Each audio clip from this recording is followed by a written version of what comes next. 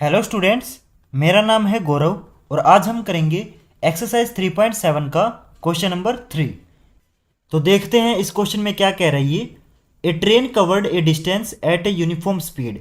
Okay, तो एक train है हमारी जो यूनिफॉर्म स्पीड से जा रही है। यूनिफॉर्म का मतलब क्या होता है कि स्पीड बिल्कुल कांस्टेंट है, ना तो स्पीड बढ़ रही है ना स्पीड घट रही है, जिस स्पीड से चल रही है उसी स्पीड से जा रही है। ठीक है,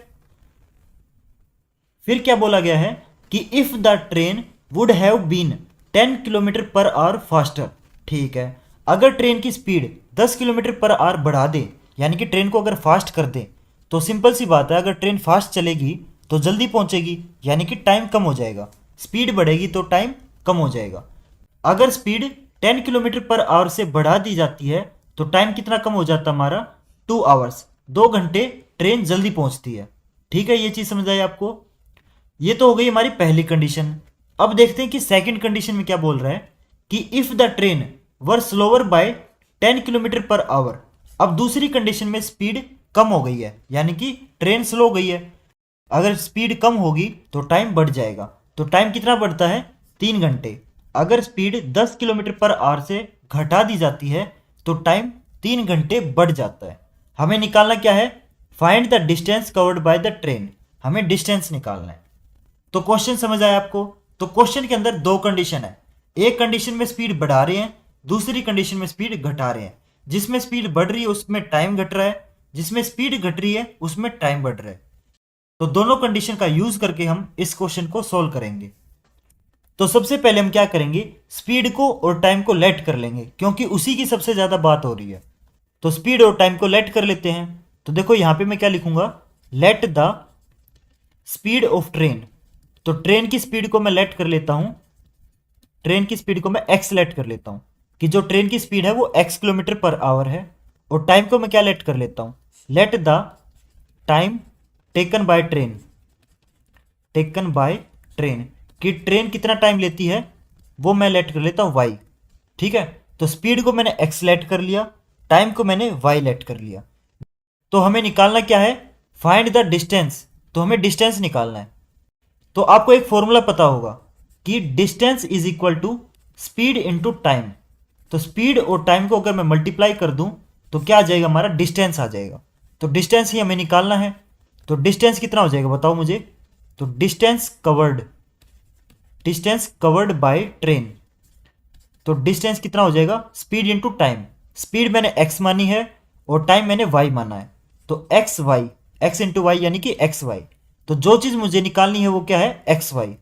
तो एक्स वाई कैसे निकालेंगे, अगर मैं एक्स को और वाई को निकाल लूं और उन दोनों को मल्टीप्लाई कर दूं तो डिस्टेंस आ जाएगा। तो एक्स और वाई कैसे निकालेंगे, तो क्वेश्चन के अंदर हमें दो कंडीशन दे रखी है, उनका यूज करके हम एक्स और वाई निकालेंगे। तो दोनों कंडीशन से इक्वेशन बनाते हैं पहले। तो देखो पहली कंडीशन में क्या बोला गया है, पहली कंडीशन में हमारी स्पीड बढ़ रही है, 10 किलोमीटर पर आवर बढ़ रही है, लेकिन टाइम कम हो रहा है, 2 घंटे कम हो रहा है। तो यहां पे मैं पहली कंडीशन से बनाता हूं इक्वेशन। तो पहली कंडीशन में स्पीड कितनी हो जाएगी, बढ़ रही है, नॉर्मल कितनी थी, एक्स थी, बढ़ गई, कितनी बढ़ गई, 10। तो एक्स प्लस 10 हो जाएगा, ये हमारी स्पीड हो गई। टाइम, अब देखो नॉर्मल टाइम क्या था, वाई था, और टाइम अब 2 घंटे कम हो गया है, यानी कि माइनस वाई माइनस 2।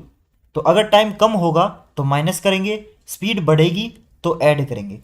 ये हमारी पहली कंडीशन है। तो पहली कंडीशन में देखो इक्वेशन क्या बनेगी, distance is equal to speed into time होता है। स्पीड हमारी ये है, टाइम हमारा ये है, तो इन दोनों को मल्टीप्लाई करेंगे तो डिस्टेंस आ जाएगा। तो स्पीड इंटू टाइम यानी कि X plus 10 into Y minus 2 equal to distance. Speed into time किसके इक्वल होता है, डिस्टेंस, और डिस्टेंस हमारा क्या है, एक्स वाई। तो इसको मैं एक्स वाई के इक्वल रख देता हूं। तो पहली कंडीशन से हमारी पहली इक्वेशन आ गई। तो देखो जस्ट क्या करना है, क्वेश्चन के हिसाब से चलना है। अगर क्वेश्चन में स्पीड बढ़ाई है तो ऐड करेंगे, टाइम घटा है तो माइनस करेंगे, और स्पीड इंटू टाइम वाले फॉर्मूले के अंदर पुट कर देंगे, इक्वेशन आ जाएगी। अब हम सेकंड कंडीशन से सेकंड इक्वेशन बनाते हैं। तो देखो सेकंड कंडीशन में हमारी स्पीड घट रही है या बढ़ रही है, घट रही है, कितनी घट रही है, 10 किलोमीटर पर आवर। तो नॉर्मल स्पीड हमारी x थी, तो 10 घटेगी, यानी कि x माइनस 10। और अगर हमारी स्पीड घटेगी तो टाइम बढ़ जाएगा, कितना बढ़ रहा है टाइम, टाइम हमारा 3 घंटे बढ़ रहा है, यानी कि y प्लस 3। इसके अंदर भी सेम फॉर्मूला लगाएंगे, speed into time equal to distance. तो इसके अंदर स्पीड हमारी x-10 है, टाइम हमारा y+3 है, इक्वल टू डिस्टेंस, डिस्टेंस हमारा xy है। तो ये हमारी इक्वेशन नंबर 1 हो गई और ये हमारी इक्वेशन नंबर 2 हो गई। तो देखो यहाँ पे हमने जस्ट क्या किया, हमने इक्वेशन बनाई, इक्वेशन बना ली अब हमने। अब इन दोनों इक्वेशन को हम क्या करेंगे, सोल्व करेंगे। सोल्व क्यों कर रहे हैं, ताकि हमारी x और y की वैल्यू आए। तो सोल्व करने के आपके पास बहुत सारे मेथड हैं, जैसे कि आपका एलिमिनेशन मेथड है, सब्सटीट्यूशन मेथड है और आपका क्रॉस मल्टीप्लिकेशन मेथड है। तो आप इनमें से कोई भी मेथड यूज कर सकते हो और आपका आंसर सेम आएगा। तो ट्राई हमेशा यही करना कि जो मेथड आपको अच्छे से आता है, जिसकी आपने अच्छे से प्रैक्टिस कर रखी है, उस मेथड से करना, ताकि आपके मिस्टेक होने के चांसेस कम हो जाएं। तो अब इन दोनों इक्वेशन को सोल्व करेंगे नेक्स्ट पेज पे। तो ये हमारी दोनों इक्वेशंस आ गई थी। अब इन दोनों इक्वेशन को मैं पहले सिंपल फॉर्म में कन्वर्ट कर लेता हूं। तो देखो यहाँ पे x+10 और ये y-2 मल्टीप्लाई है। तो पहले आपका x इन दोनों से मल्टीप्लाई होगा, तो x पहले y से मल्टीप्लाई होगा तो कितना आएगा xy। फिर ये x आपका -2 से मल्टीप्लाई होगा तो कितना आएगा -2x। अब देखो x तो दोनों से मल्टीप्लाई हो चुका, अब आती है 10 की बारी। तो पहले 10 आपका y से मल्टीप्लाई होगा तो +10y, फिर आपका 10 -2 से मल्टीप्लाई होगा -20 इक्वल टू xy। क्लियर, यहां तक कोई डाउट? तो जस्ट हमने मल्टीप्लाई किया। अब देखो जो भी चीज राइट साइड है ना, उसको हम लेफ्ट साइड ले आते हैं। तो ये xy लेफ्ट साइड ले आएंगे, तो ये xy इधर आके माइनस हो जाएगा। तो xy -2x + 10y -20 -xy equal to 0। तो xy से xy कैंसिल। अब देखो ये क्या आ गया हमारा -2x + 10y, और ये -20 उधर भेज देते हैं तो इक्वल टू 20। तो ये इक्वेशन हमारी सिंपल फॉर्म में आ चुकी है। तो जस्ट हमने क्या किया, मल्टीप्लाई किया है। सेम चीज हम दूसरी इक्वेशन में भी करेंगे। तो ये x आपका y से मल्टीप्लाई xy, फिर ये x आपका 3 से मल्टीप्लाई 3x, फिर ये आपका -10 मल्टीप्लाई y से तो -10y, और फिर ये -10 3 से मल्टीप्लाई -30 इक्वल टू xy। अब इस xy को भी इधर लेके आएंगे, तो ये xy इधर आके माइनस का हो जाएगा, तो ये इधर आके माइनस का हो गया इक्वल टू 0। तो xy से xy कैंसिल, तो क्या बचा ये हमारा। अब देखो ये -30 को उधर भेज देंगे तो उधर जाके +30 हो जाएगा। 3x - 10y equal to 30। तो ये हमारी इक्वेशन नंबर 2 आ गई। तो ये हमारी इक्वेशन नंबर 1 है और ये हमारी इक्वेशन नंबर 2 है। तो जस्ट हमने इनको क्या किया, सिंपल फॉर्म में कन्वर्ट कर लिया। कैसे सिंपल फॉर्म में कन्वर्ट किया, मल्टीप्लाई करके। अब देखो ये दोनों इक्वेशन हमारी सिंपल फॉर्म में आ गई। अब इन दोनों इक्वेशन को हम किसी भी मेथड से सोल्व कर सकते हैं।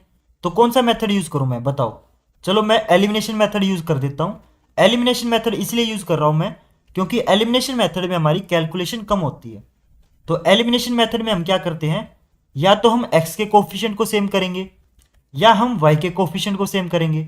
तो देखो यहाँ पे जो y के कोफिशिएंट है वो पहले से सेम है, दोनों 10-10 है, तो दोनों के कोफिशिएंट पहले से सेम है, तो हमें कोफिशिएंट सेम करने की जरूरत नहीं है। अब देखो यहाँ पे जो 10 है ये प्लस का है और यहाँ पे जो 10 है ये माइनस का है।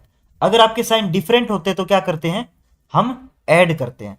तो इन दोनों इक्वेशन को मैं ऐड कर देता हूं। तो इक्वेशन 1 और इक्वेशन 2 को ऐड करते हैं। तो यहां पे मैं लिखूंगा adding equation 1 and equation number 2। तो दोनों इक्वेशन को मैं ऐड करता हूं। तो यहां पे दोनों इक्वेशन लिख लेंगे, -2x + 10y इक्वल टू 20, और इसके नीचे दूसरी इक्वेशन लिख लेंगे 3x - 10y equal to 30। Add करेंगे तो देखो +10y से -10y कैंसिल, क्योंकि ये तो दोनों अलग अलग साइन के हैं। अब देखो ये जो 3x है ये प्लस का है और ये 2x माइनस का है। तो 3x - 2x कितना हो जाएगा, ये अकेला x बचेगा इक्वल टू 20 + 30 कितना आ गया 50। तो x की वैल्यू मेरी कितनी आ गई, 50 आ चुकी है। तो x की वैल्यू सोल्व करने पर हमारी 50 आ गई। अब निकालेंगे हम y की वैल्यू। तो y की वैल्यू निकालने के लिए मैं क्या करूंगा, इस x की वैल्यू का यूज करूंगा। तो इस x की वैल्यू को या तो आप इक्वेशन नंबर 1 के अंदर पुट करो या फिर आप इक्वेशन नंबर 2 के अंदर पुट करो, किसी भी इक्वेशन के अंदर पुट करो, आंसर आपका सेम आएगा। तो ट्राई हमेशा यही करना कि जो इक्वेशन आपकी सबसे सिंपल है उसके अंदर पुट करना। तो इस x की वैल्यू को मैं इक्वेशन नंबर 1 में पुट करता हूं और फिर हम सोल्व करेंगे इसको नेक्स्ट पेज पे। तो इस x की वैल्यू को मैं इक्वेशन नंबर 1 के अंदर पुट करता हूं। तो यहां पे मैं लिखूंगा putting the value of x in equation number 1। ठीक है, तो पहले मैं इक्वेशन नंबर 1 ही लिख लेता हूं, -2x + 10y = 20। तो इस इक्वेशन के अंदर जहां भी x है वहां पे मैं 50 पुट कर दूंगा। तो ये -2x के साथ मल्टीप्लाई है, तो -2 × 50 + 10y = 20। सोल्व करेंगे तो -2 × 50 -100 + 10y = 20। -100 उधर जाके प्लस का हो जाएगा। 10y = 100 + 20 कितना आ जाएगा? ये आपका 120 आ जाएगा। ये 10 आपका y के साथ मल्टीप्लाई है, तो ये राइट साइड जाएगा तो डिवाइड में आ जाएगा। तो y = 120 डिवाइडेड बाई 10, y की वैल्यू हमारी 12 आ गई। तो y हमारा 12 आया और x हमारा 50 आया था। तो क्वेश्चन के अंदर हमें क्या निकालना था? डिस्टेंस। और देखो मैंने स्पीड को क्या माना था? x माना था। तो मेरी स्पीड ऑफ ट्रेन कितनी आ गई? स्पीड ऑफ ट्रेन आ गई 50 km/h और टाइम को मैंने y माना था, तो टाइम मेरा कितना आ गया? 12 आवर्स। ठीक है, ये km/h के अंदर होती है स्पीड हमारी और टाइम हमारा आवर के अंदर होता है। लेकिन क्वेश्चन के अंदर हमें क्या निकालना था? डिस्टेंस। और डिस्टेंस का फॉर्मूला क्या होता है? Distance is equal to speed into time. Speed हमारी 50 है और टाइम हमारा 12 है, तो ये मल्टीप्लाई करने पर कितना आ जाएगा? ये आ जाएगा आपका 600 किलोमीटर। तो टोटल डिस्टेंस कितना है? 600 किलोमीटर। तो यहां पे हमारा क्वेश्चन कंप्लीट होता है। तो अगर आपको ये क्वेश्चन समझ आया तो आप इस वीडियो को प्लीज लाइक करें और मेरे चैनल को जरूर सब्सक्राइब करें। और अगर आपका कोई डाउट या क्वेरी है तो आप मुझे इंस्टाग्राम पे मैसेज करके पूछ सकते हैं और प्लीज कमेंट करके बताएं कि आपको ये वीडियो कैसे लगी। Thank you.